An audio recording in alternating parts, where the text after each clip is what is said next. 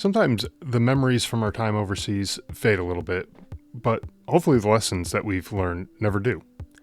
For some veterans, it's the sound of aircraft overhead that takes them back. For others, it may just be the quiet moments that stick with them. Don Eggspuehler, our guest today, knows that feeling all too well.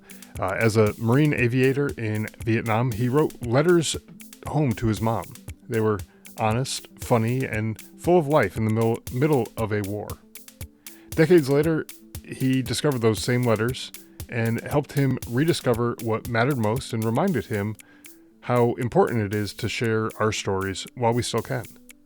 His reflections on service, loss, and resilience speak to anyone who's ever struggled to make sense of what came after coming back home. Before we get into the story, though, I want to take a moment to raise awareness for something that's really important to our community, the Global War on Terrorism Memorial Foundation. This organization is working to build a permanent national memorial in Washington, D.C. to honor the service members, families, and civilians who were impacted by the global war on terrorism.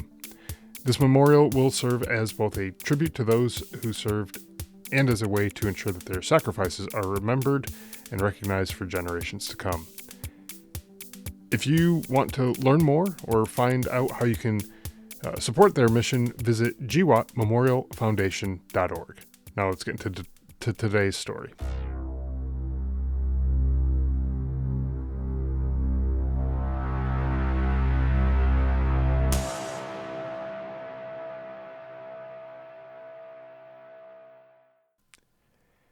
Hey, Don, welcome to the show. I'm really glad to have you here. Oh, thank you for having me. Yeah, you bet. Hey, so before we kind of jump into this conversation, we're gonna talk a little bit about your experiences and things like that. But tell us about a little bit about yourself, a little bit about your background, just for the listeners maybe who aren't familiar with you, and maybe would like to know a little bit about you before we dive into the conversation. Okay. Well, my name is Don Eggspuehler, and I grew up in a small town in Iowa called Iowa Falls, Iowa.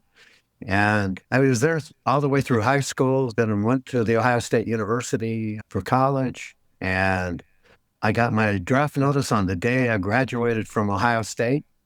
So I had a pilot's license and a degree. So I thought, well, I might be able to get into a flying program in the military. And that happened with the Marine Corps. And I thought the war had been going on for about 10 years at this point. I thought with a couple of years of flight school and a squadron, that I probably would miss the war, but unfortunately I was sent overseas to Japan, and then our whole air group was moved into a jungle in Thailand, and we flew missions into Vietnam in the last year of the war, primarily night missions and day bombing missions in the DMZ area. My mom told me when I graduated that she said, you better write me letters and send lots of pictures, and so I did. And, it was after I was back, about 6 years after I was back in the States, that I asked her, I said, Mom, did you save any of those old letters? And she said, oh, yeah, I've got them all. And they're in a box up in the attic. I'm going to reread them again someday. And I said, knowing that, let me take those back to Dallas and reread them myself. And I did, and I put them in chronological order. Most of them were handwritten, so they were kind of hard to read. So I retyped the best parts of each letter and put them in a book for my mom for Christmas presents. And she loved it. She absolutely loved going back through all the stories and pictures and so forth. And she died the next year from cancer. And so the book just sat in my closet for 45 years. And I got it out last year, and I thought, maybe this is something that Vietnam veterans, Afghanistan veterans, or even people who haven't been in the military would enjoy reading about boot camp, flight school, and going into combat. And so I published it and really gotten some great response. It's really caught on because it's very authentic. And I tried to keep it light and humorous. And so I think there's a lot of funny stories besides being in a real serious situation. Sure. And sometimes even in those real serious situations, you can find yourself appreciating some of the humor of the situations, right? Like sometimes people call it like a dark humor or something like that, but there's funny moments that can happen even in those dark situations, situations like combat or whatever, and even things that you think in the time it's like this is the worst possible scenario, but looking back on it, especially all these years later, you might be able to laugh at some of the things that took place, and I'm sure that's what some of the readers might get out of it. Just by reading some of that, they might be able to appreciate some of the humor. I mean, removing themselves from the situation, obviously, but it's nice to be able to see the perspective of one soldier, one Marine, one airman, one whatever branch of service you were in, to see from that one person's perspective, what was this war about? I mean, we can read about the war in history books, and we can read about individual battles and individual things, but what was April 7th of whatever year, what was that like for you on that day? What was the hard stuff that you were doing, or maybe even the funny stuff that happened, or what were those things that actually happened for you? And so that kind of helps paint a picture of like what was the war actually like from one person's perspective, right? Well, I think from an aviator's perspective, at least we were trained to do our job. And I think one of my biggest problems I had about Vietnam in general was a lot of guys graduated from high school, and the next thing they knew, they were carrying a rifle in the jungle and had no real training or experience of what they were set to do. And I think that was what I had a real problem about the war, and a bitterness afterward. But for us, we were trained. We went through flight school together. We formed a bond that is unlike almost any other bond you're ever going to form in your life, going into battle with these guys and depending on lots of other people to do your mission. And I think for me, probably the most, we started off doing day bomb missions where we'd roll in at 12,000 feet and hit a smoke target that a forward air controller put down on the ground, and roll in on a 45-degree angle and drop our bombs a few at a time on targets like that in the daytime. And that was something we'd really practiced a lot. And so it wasn't that scary. But I think the hardest part for me was the very first night mission, because we had the capability in the A6 jet to track moving targets on the ground. It was called AMTI, or Automatic Moving Target Indicator. And this is where we're going into North Vietnam at night with no radio contact with anybody. So you're all on your own. And if you get shot down, again, there's nobody to talk to. You went down somewhere and didn't come back. And that was probably the scariest moments, because they really learned that we were going up and down the road, stopping the convoys coming down from the north, bringing supplies and ammunition to the south. And so when they heard us go over, at first they used to just shoot at us, but we were long past them by that. But later on, they learned, oh, that's an airplane going down the road here. I'm going to radio up the road about 5 miles and tell all my buddies to start shooting bullets in the air. And that's exactly how they shot down a lot of our planes at night, because we couldn't see that coming. It wasn't like a SAM missile where we got all kinds of warning. It was just bullets in the air, and you're flying through a curtain of bullets. So again, those were probably the scariest moments. But when you got back, everybody else in the squadron was going through the same thing. And we would party, and we would talk about it, and we would hug each other and say, we got through another day, and we'd have to go do the same thing the next day. And so somehow you find the strength and the courage to go do that every day. And I hope that came through in the letters to Mom, because I was trying to be honest with her about what we were going through, but also show her the great side of the other guys in the squadron and how they helped.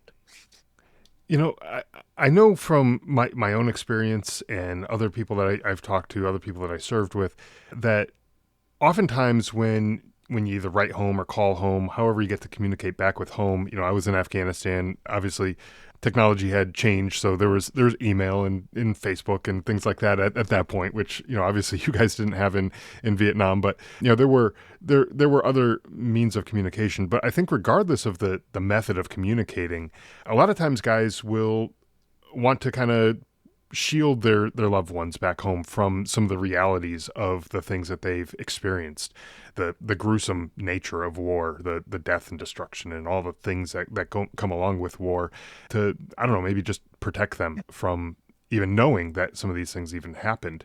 But it sounds like you kind of took a different approach, like kind of like you wanted to be honest and open about all these things that were happening. Is that kind of the approach that you took? I think so. Again, as when you're flying in an airplane and you're dropping bombs, you don't really see a lot of the gory details that were happening on the ground. Sure. And that's where I think a lot of the guys that were in the infantry, the Marines that were down there fighting and watching their best buddy get blown away right next to them, that's a lot tougher than being in the cockpit. But again, when we lost 9 guys. 7 in our squadron were shot down and never came back. And that it's still, you've been through so much with these guys, and when they don't come back, you go through a lot of the same stages of grief and PTSD. And I think it hits a lot of us later on after we come back. And a lot of us came back very bitter about the war, that why did we go do this? Well, it was over 55,000 guys. What for? We just walked away from it. And then we walked away after we'd really had them pretty well beat, because we'd been bombing Hanoi solid for about 6 months. And we've been bombing all over North Vietnam for that last 6 months of the war. And they finally said, okay, we'll go to the peace talks and release the POWs. Mm-hmm. And then we walked away, and they just came in and invaded and took it over in a few months. So I think a lot of us had a really bitter feeling about that war in particular. And I'm sure you did in Afghanistan, being there for over 20 years and not really getting to accomplish what we set out to do. Yeah, so, I was just going to say that there's so many parallels between Vietnam and Afghanistan. The way that we withdrew, the way that the country kind of the direction that it went after we left, and almost seemed like, was it even worth it? You start to question, all the lives that were lost, all the money that was spent, all the families that were torn apart, all the things that took place, all the people who came back broken in one way or another, whether it's mentally or physically, all these things that happened to people. Was it all worth it if at the end of the day it didn't really change anything in these places? Yes. And gosh, I saw the parallels as we were going through the Afghanistan withdrawal. They even had some pictures of like the helicopter leaving Vietnam, like the last American troops like leaving Vietnam and the last American troops leaving Afghanistan. It was like very similar, just the way that the two went down. And I don't know, to me it just, I don't know, at the time I was feeling optimistic, like maybe we lit a fire in the people of Afghanistan, that maybe they're going to fight back, and maybe they'll pick up some arms and fight back against the Taliban, and they'll take over their country on their own. That was maybe just blind optimism or something. I don't know what it was, but all these years later now, looking back on it, that didn't happen. And I realize now that's not going to happen. Whatever happened, and it is what it is now. But we look back on it, and it almost seems like, was it even worth it? And you start to raise those questions, right? Was that kind of your feeling too? No question about it. Yeah. And I was very disheartened when I saw the Taliban and everybody just laying down their rifles in Afghanistan and just deserting all the equipment and all the training that we'd given them for years and years to defend themselves. And they just gave up. And that really happened with the South Vietnamese as well. They just gave up to the NVA and let them take over. And again, a lot of the things that our country was so worried about, that, all of Southeast Asia would become communist, it didn't happen. So right. Again, the whole reason for us being there really didn't make a whole lot of sense. And it's exactly the same thing in Afghanistan and Iraq. and a lot of the other wars we've been involved in. So we're kind of in the same boat right now in the Middle East. We can't solve their problems that have been going on there for thousands. Again, we can try to help them find a way out and a peace plan somehow, but putting in a whole bunch of troops is just not going to do it.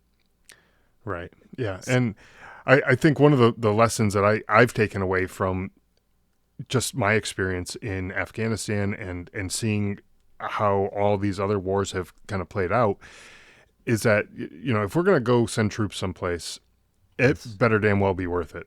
And we better have an objective, a goal that we're fighting for. And once that objective is achieved, get the hell out of there. Let's not stick around and drag this out to be another 20-year war or even longer. God forbid. Let's go in with an objective. Let's be surgical about it. Let's get the mission done and let's leave and continue on with our happy lives. Let's not spend any more time or energy or resources. And for whatever reason, we spent way too much time in places like Afghanistan, even Vietnam. And these things, unfortunately, it just seems like history has a funny way of repeating itself. And I don't know if it's financially motivated, politically motivated, whatever it is, it just continues to repeat itself, right? Yeah. So what do? If you're in the military, you do what you're told to do. You're told That's what right. the mission is. You go do your job. I think another thing, a lot of Vietnam veterans weren't really very appreciated when we got back home. And nothing like a World War II guys got when they came home. And I think the same thing is true of the Afghanistan veterans. It just seems that the people today just don't really appreciate what they go through and don't appreciate their service to the country. I will say that. Yeah, no, I will say though that I agree that I don't think they have an appreciation for what goes on like in Afghanistan, Iraq, other places like that, because they haven't experienced it, as far as that goes. But I will say that I've heard, I wasn't around for, like in your time in Vietnam era to experience this myself, but from stories that I've heard from other Vietnam vets coming home, they wouldn't even wear their uniforms out in public because they were afraid of getting, assaulted or, being called names or all sorts of other things like that. Whereas for us, I remember coming back home from Afghanistan, landing in the airport in Atlanta, and there were hundreds of supporters there with signs and flags and all these things, supporting and really being appreciative of, the fact that we were there serving and protecting and, whatever it is that they were, kind of appreciative of. They were there celebrating that. And that to me was like a night and day difference between the stories that I've heard from folks like you who were in Vietnam, where you wouldn't have expected anything like that. Like if anyone came and even gave you a handshake, that would have probably blown your mind. And so that was probably the biggest difference that I've seen between the two wars, is that, you guys were getting spit on and, called names and even assaulted and things like that. And we had nothing like that, nothing. I'm glad to hear that. I'm glad to hear that you guys got a good welcome home, because you really deserved it. And Sure. thank God, Yeah. well, people learned, I guess, a little bit after Vietnam that they didn't treat us very well. So No, I'm glad to they hear that. most certainly did not. And I want to get back to this book. You started talking about the book a little bit and some of the letters that you wrote and everything, and kind of like what triggered that in your head to turn this into something more than just a stack of letters that mom kept in a closet. Well, that's a great question. And, I've written some other books called Life Lessons Learned in Grade School. My first wife died from a brain tumor at age 46. So I wrote a family memoir about how our kids became caregivers for her that last year of her life.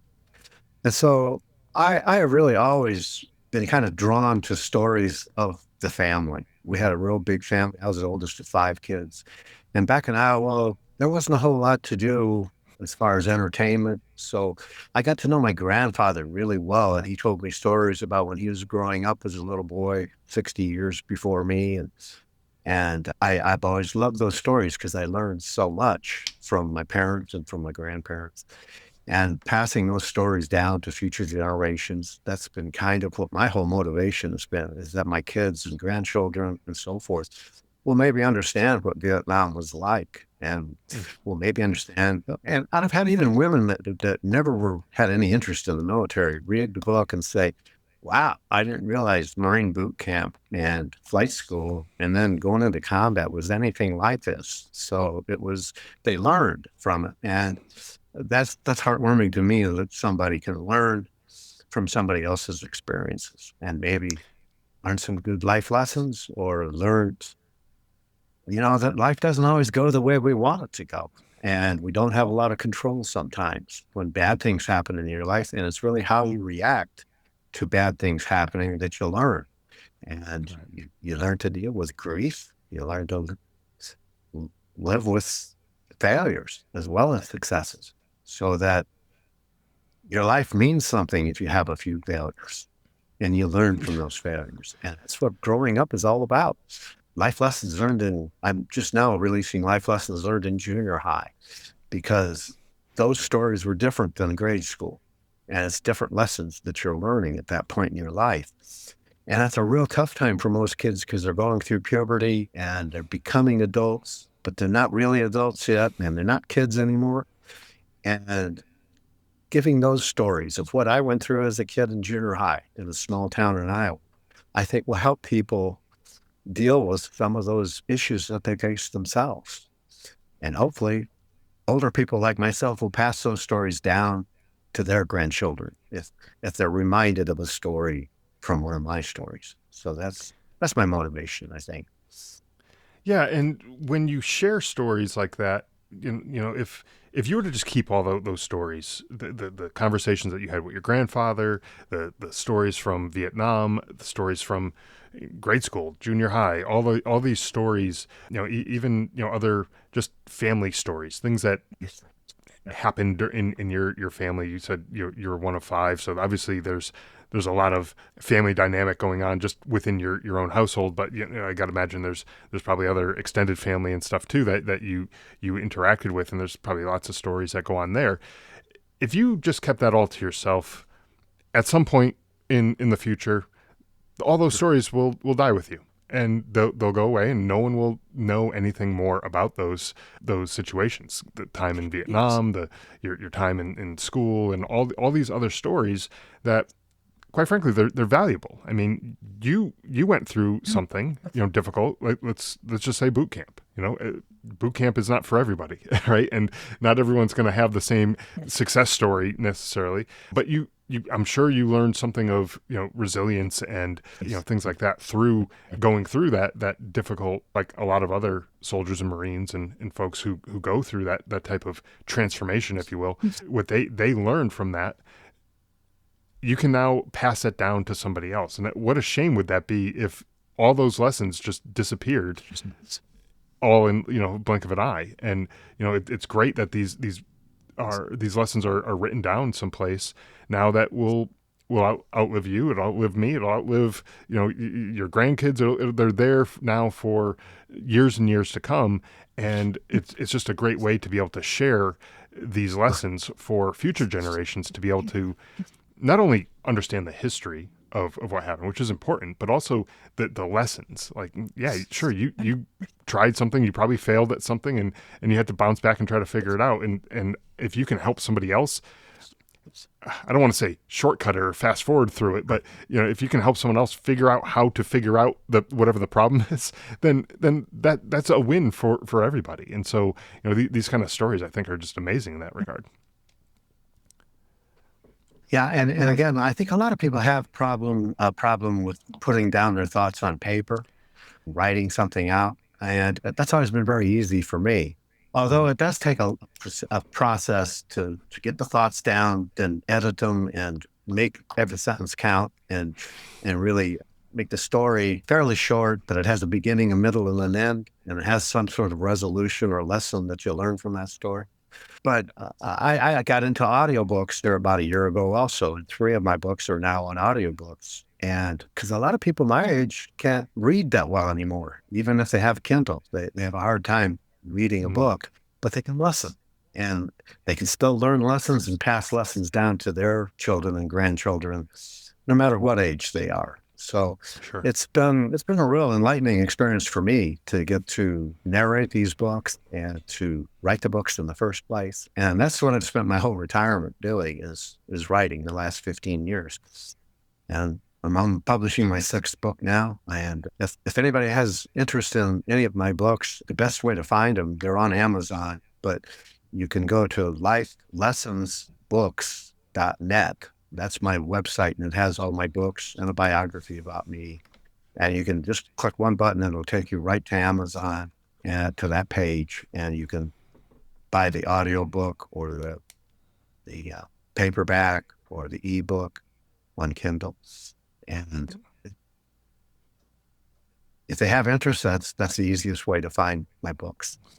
Yeah, no, absolutely. And I'll definitely have that link in the show notes for the listeners to check that out, so they can then click through, check out, your current books, and maybe even any future books that you might have, coming down the line. I don't know if there's any more that you have in the back of your head that you might want to get out there, but I'm sure there are more lessons, life lessons, because there's, yeah, of course, you're learning things in grade school. You're learning things in junior high. You learn stuff in Vietnam. You learn stuff in boot camp. You learn stuff, even after the military. I got to imagine there's probably even some lessons about transitioning from the military back into civilian life, because that's something I think a lot of veterans struggle with when they get out. Sometimes they don't even realize that it's going to be as difficult as it is to reintegrate back into society. And then, who are you after that uniform comes off? And so, was that a struggle for you coming out of the military? Was that something that you kind of found difficult, or were you able to kind of transition rather smoothly? I didn't have any problem transitioning into professional life, because back then, if you had a college degree and military background, a lot of companies were interested in you. And I had some computer software background, so I went into computer software sales. And I didn't really have a hard time converting into business. What I did have a hard time with was, again, thinking about the buddies that I lost and their families, and that they'd never be the same, like you said earlier.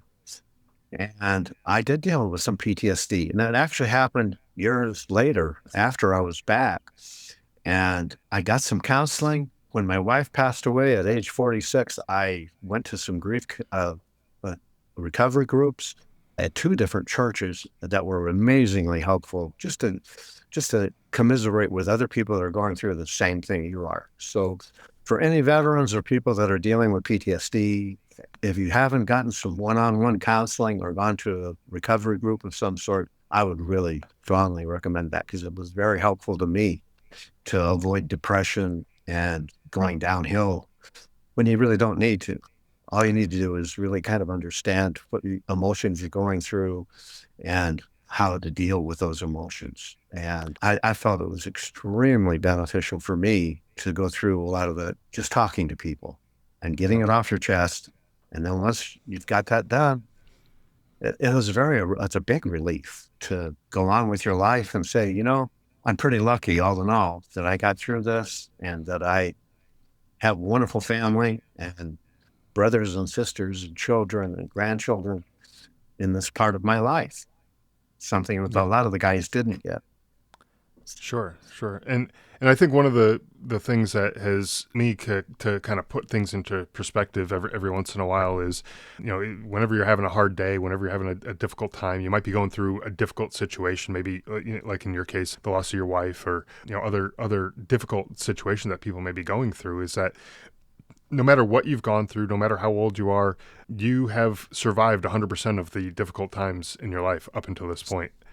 You can keep going. Like you all those things that you look back on, those are challenges. They were difficult things to go through, but you survived. You got through all of those things, and guess what? You can do that again tomorrow, and the next day, and the day after that. It's a hard thing to wrap your head around sometimes when you're in the middle of it. But it's like, crap, I did a lot. I got through a lot of really difficult things, but it's not because you just threw in the towel and gave up and said, what, I'm not gonna talk to anybody. I'm not gonna get any kind of help. I'm just gonna sit here and just fester in my own misery. it's not because of that. It's because you got up and you did something, and you, like in your case, you went to these groups and they were helpful, and so, so everybody else who's out there, if you're just sitting there and wondering why you're not getting better just because you're doing the same thing that you did the day before, well, that's why, because you're doing the same thing and it's not changing anything. You have to try something new, and in your case, these groups worked. And coming from a time where PTSD and the therapy options that are available now were not readily available when you were getting back from Vietnam, not the way they are now, at least. And it was probably even more or less frowned upon. It was looked at, maybe not frowned upon, but maybe looked at in a negative light, for anyone who did go and get help through some sort of therapy or whatever. It was just a different connotation, different time back then. And so when you took that step to go do it, to go talk to somebody or go to these groups, that had to be a maybe even a difficult decision to make, to say, I need to go do this, because, in the back of your head, you might be worried about what are other people going to say about me? What are other people going to think or whatever, and that fortunately is less of a concern now. I'm sure it still exists in some respects, but back then it was much more of a stigma associated with it, right?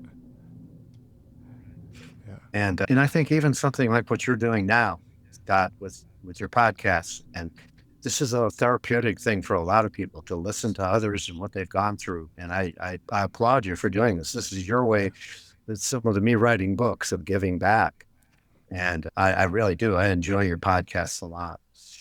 I appreciate that. Yeah. And, even looking at it from my point of view, it's beneficial for me to be able to sit here and have this conversation with you and all the other guests that I've had, because you're sharing your experiences of the things that you did. I've never flown in jets over Vietnam dropping bombs or anything like that, so I have no idea what that's like. I've been on the ground in Afghanistan as an infantryman, so I know what that's like, but I don't know what you went through and what you experienced, or what a sailor aboard a ship has experienced, or other people in different jobs in different countries or different wars. I don't know what any of them did or what their day-to-day was like, but getting to sit here and hear your story or hear other people's stories is kind of beneficial for me, because I get to kind of understand a little bit about what you guys had gone through, and it's good. And having, honestly, anytime you get to have a conversation with another veteran, it is just, and regardless of the war that they fought in or whatever,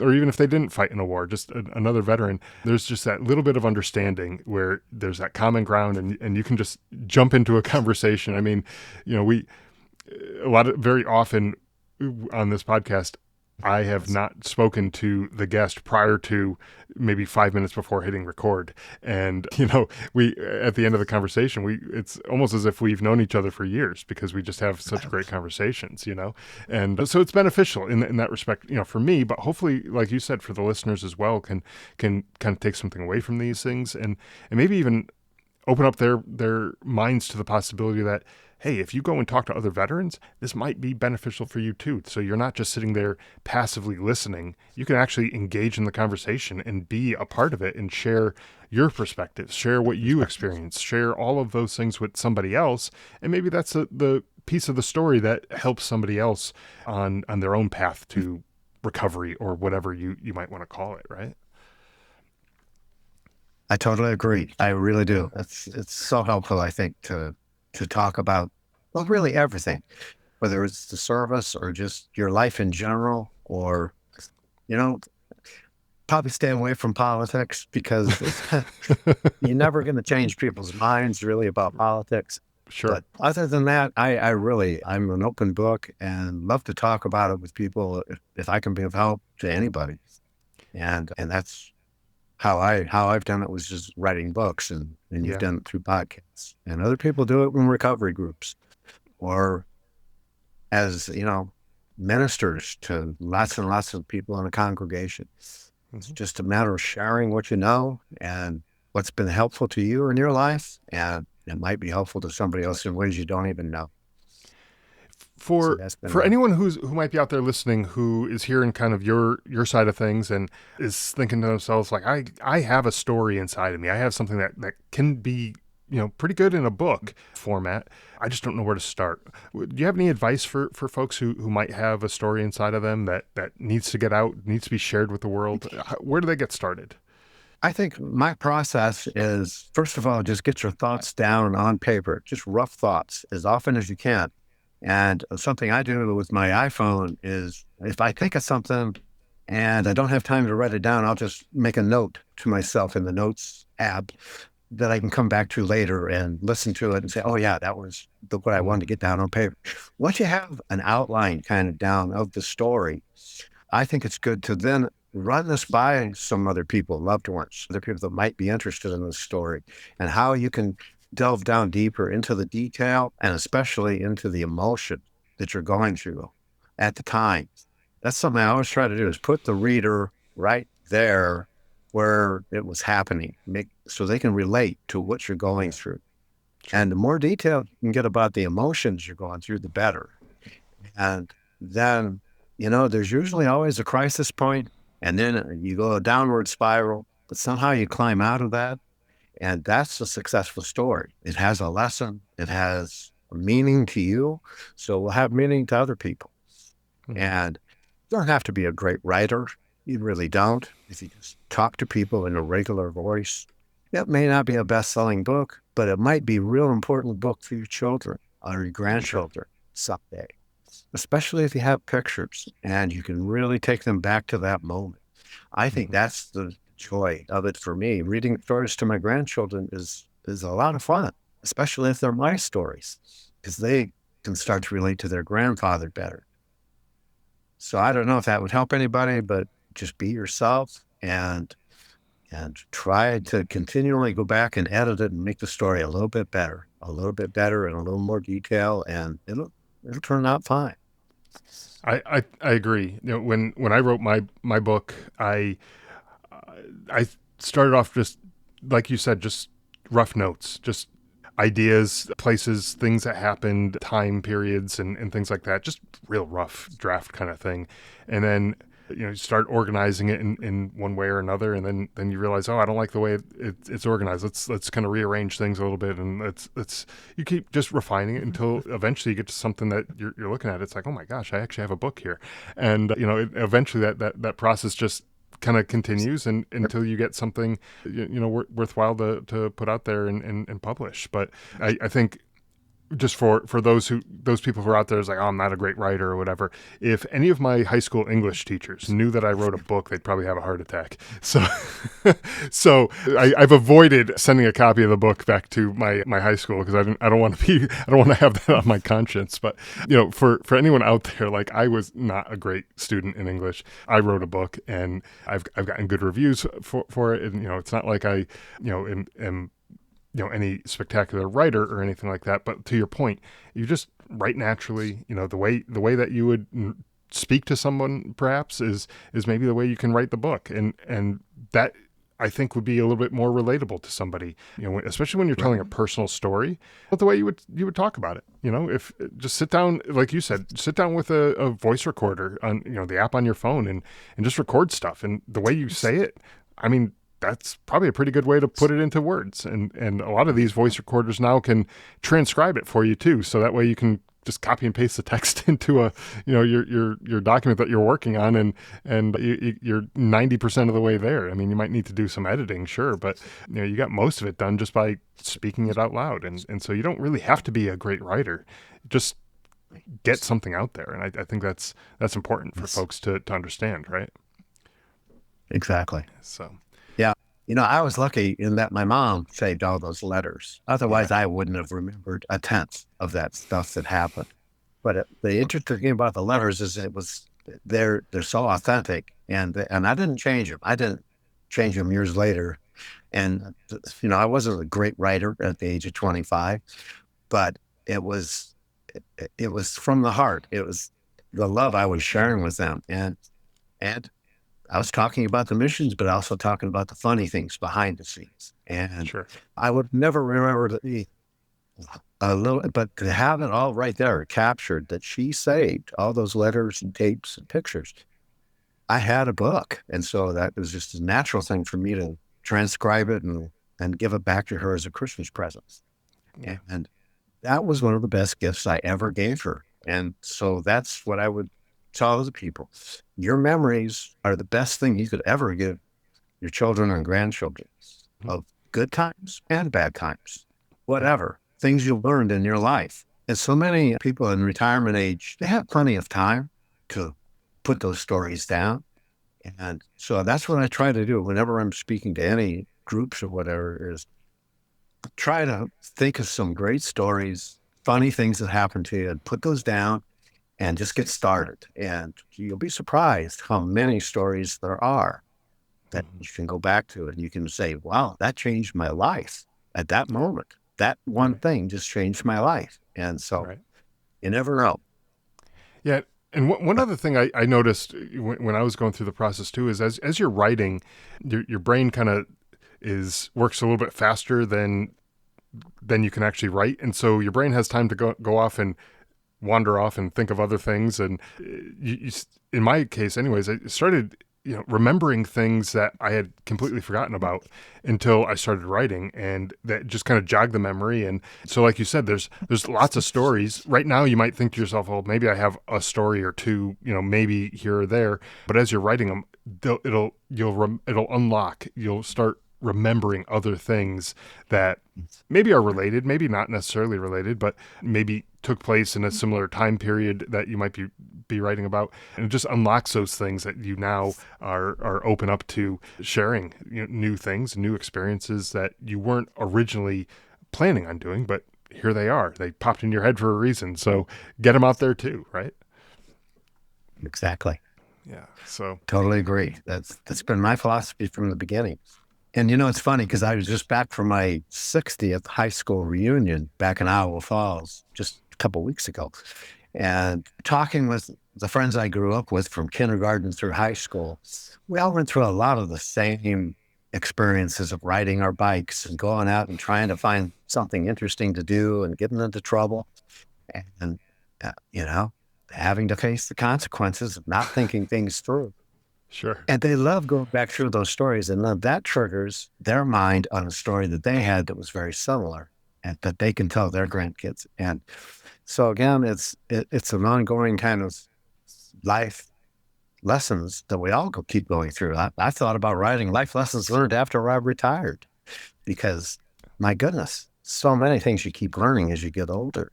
And you never had time to think about a lot of this stuff when you're busy working at a job and raising kids, and you're so busy with all these things going on. And that's the beauty of retirement, is I've had the time to sit back and reflect and then put it down on paper and make it available to people. So that's been my mission for the last, 15 years of my life. Yeah.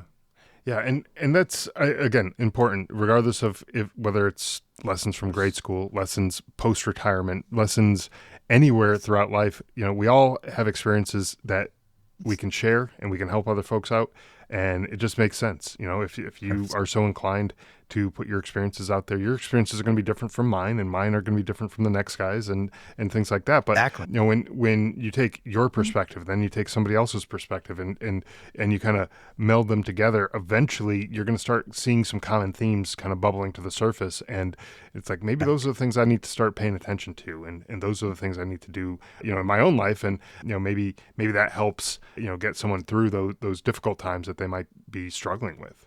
So this has been great. I mean, I think your stories that you're sharing, all the different books from that you've shared with all these different lessons and different experiences that you've had.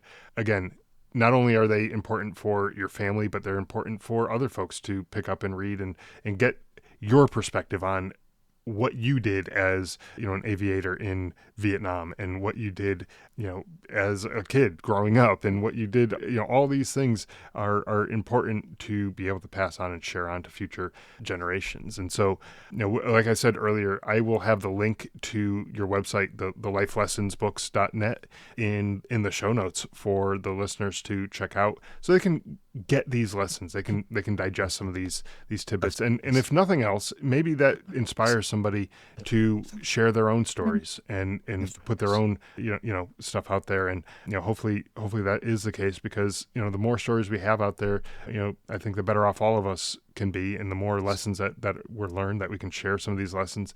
I think that just helps everybody out. So I do appreciate you coming on the show, Don, to share your experiences and talk a little bit about your books and your writing and but especially your time in Vietnam and the stuff that you did over there. I do want to thank you for the service that you did over there. And also, not enough people who our Vietnam veterans got the welcome home that they deserve, like we talked about. So I also want to say welcome home. I know it's a little belated, but it's definitely appreciated. From this side of the screen, anyways. Definitely appreciated, and we want to thank you for your service. So appreciate it. Thank you so much, Scott, and thank you for your service. And what is the book that you wrote? I would love to read it. Oh yeah, sure. So I mentioned it, and I didn't even give any information about the book. I'm like the worst salesperson for my own book. But yeah, the book's called Surviving Son, and it's just a story really about my time in Afghanistan. My younger brother, he was also deployed to Afghanistan, and unfortunately he was killed in action. So it's about our kind of growing up, how we got into the military, how we deployed, and how we dealt with life after coming back home and after he didn't come home. So it's got some ups and downs. Definitely tried to make it funny in appropriate places. There's some things that'll definitely get you laughing, but there's also some important serious things that take place in the book as well, obviously. And I tried to write it in such a way that you kind of get to know who we were back at that time, and that way you can kind of feel a little bit of what we felt during that time period. And I've heard from some people that made them laugh, made them cry, and everything in between. So yeah, again, the book is Surviving Son that I wrote, but we'll maybe include a link to that in the show notes as well. But we'll definitely go check out lifelessonsbooks.net for all of Don's books, and we'll get that out there for the listeners. Okay. Outstanding. Thank you again for having me on, Scott. It really was a wonderful conversation. Absolutely. Thanks so much, Don.